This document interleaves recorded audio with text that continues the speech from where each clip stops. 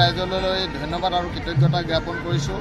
আমাৰ সোণাৰু কাঞ্চন কৃষ্ণচূড়াৰ মহোৎসৱৰ আজি দ্বিতীয় দিন। আজি দ্বিতীয় দিনৰ কাৰ্যসূচীত আমাৰ ৰাতিপুৱা সময়ত চিত্ৰাংকন প্ৰতিযোগিতা, কণ কণ শিশুসকলৰ মাজত চিত্ৰাংকন প্ৰতিযোগিতা অনুষ্ঠিত হৈ গ'ল।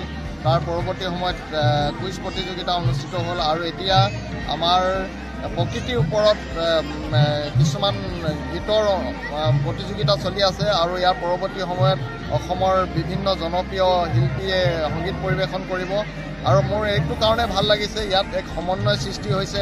চাউলুং চুকাফাই যি সমন্বয় সৃষ্টি কৰিছিল, বিভিন্ন জাতি জনজাতিক একগোট কৰি এক সমন্বয় সৃষ্টি কৰিছিল ৰাজনৈতিকভাৱে, আৰু সেই ৰাজনৈতিক সমন্বয় ইয়াত সৃষ্টি হৈছে। সেইকাৰণে বিভিন্ন দল সংগঠন, বিভিন্ন ৰাজনৈতিক দলৰ নেতা সকলোবিলাক ইয়াত গোট খাইছে।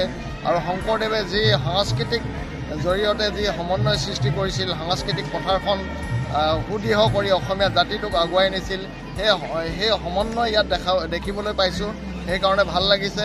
আৰু অনাগত দিনত অসমবাসী ৰাইজৰ পৰা মই আশা ৰাখিছোঁ, সোণাৰু কাঞ্চন কৃষ্ণচূড়া পৰিয়ালক আপোনালোকে আশীৰ্বাদ কৰক। আমিও যেন এক সমন্বয় বাৰ্তাৰে আগুৱাই নি গোটেই প্ৰকৃতিখনক এক সুন্দৰ পৰিৱেশ সৃষ্টি কৰি অসমখনক, বিশেষকৈ চৰাইদেউ জিলাখনক সোণাৰু কাঞ্চন কৃষ্ণচূড়া ৰঙীন ৰঙেৰে এক নতুন আভাস সৃষ্টি কৰি পৰ্যটকক আকৰ্ষিত কৰিব পাৰোঁ, ইয়াকে আশা ৰাখিলোঁ। ধন্যবাদ। জয় অসম।